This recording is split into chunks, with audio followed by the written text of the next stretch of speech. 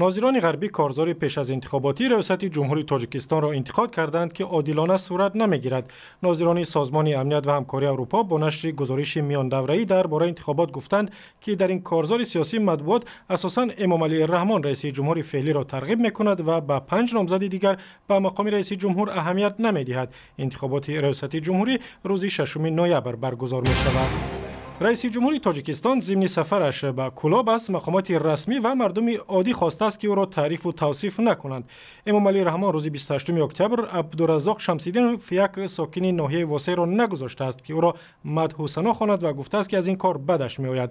امامعلی رحمان در گذشته هم خواسته است که مدحیه سرایی در وصف او را بس کنند، اما او را هنگام سفرش به ناحیه و شهرها همچنان با دبدبه و با تعریف و توصیف پیش‌نهاد می‌گیرند. فرماندهی نیروهای مرزبانی روسیه امروز به مرزی تاجیکستان و افغانستان سفر کرد. ژنرال ولادیمیر کولیشوف و همتایان تاجیک و افغانش در گذرگاه شیرخان بندر یک سند همکاری برای پاسبانی سرحد تاجیکستان و افغانستان را به امضا رسانیدند. روسیه و دیگر کشورهای آسیای مرکزی نگرانند که بعد افغانستان را ترک کردن نیروهای ناتو در سال 2014 ممکن است که قاچاقبران و گروه‌های تندرو و تروریستی به تاجیکستان و دیگر کشورهای منطقه راه یابند. ساکنان بعضی از روستاهای مرزی ولایت سوغد تاجیکستان فرزندان خود را برای تحصیل به قرقیزستان می‌فرستادند. از اینجا خبرنگاری بخش قرغیزی رادیوی آزادی گزارش می‌دهد. Мына ушул Самаркандек айылындагы Кожобаев атындагы гимназия жатак мектебинде жалпысынан 300дөн дар рӯстои Самаркандаки вилояти Боткан дар мактаби интернати Кожобаев 300 нафар таҳсил мекунанд ва 17 нафари онҳо аз Тоҷикистонанд.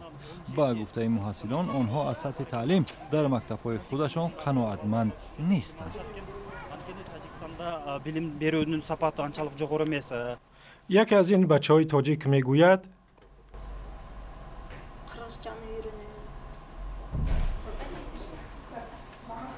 ҷанҷоли ахир дар як минтақаи баҳсбарангези марзи байни Тоҷикистон ва Қирғизистон рафтуҳои ин муҳассилон ба мактабро мушкил кардааст.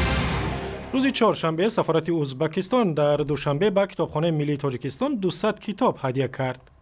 Мы передали около 200 книг, которые отражают и историю Узбекистана, и современную жизнь Узбекистана, произведения наших классиков, молодых авторов.